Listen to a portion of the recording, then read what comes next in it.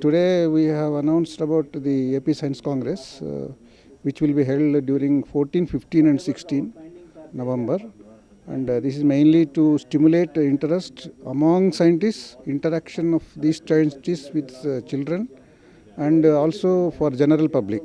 So as a part of this, we have 3 days of sessions, 6 theme sessions, and 3 what you call as special theme sessions, and panel discussion on different topics of science. And the most interesting part is the children's science event, which will be held on a large scale. We are expecting more than 600 students to assemble, and they will all be exposed to some of the techniques, and they will also be able to participate in some of the experiments. On biology is one set, and robotics is another set.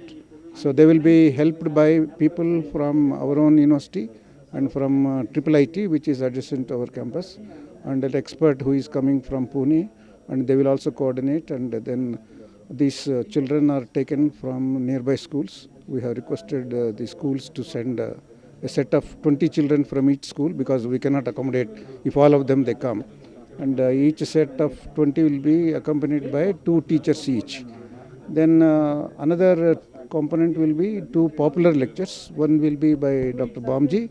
She will talk on nutrition in relation to women, children and society. And the other one will be on by Dr. Gandhi, who is an expert in forensic science. So he will be giving a popular lecture for general public on how you can use forensic science to nab criminals and to curtail criminal activity. So this will also be very interesting. So at the end we will have a panel discussion which will highlight the innovations in science and technology, how can you use it, and how can you use it also for society. So we will have experts from sociology and general topics of biology, medicine and agriculture and so on. And we also have an opportunity of allowing the presentations of Young Scientist Awards chosen by AP Council of Science and Technology. This will be held on 15th November. So last day 16th there will be a panel discussion, as I mentioned, and followed by a formal valedictory session.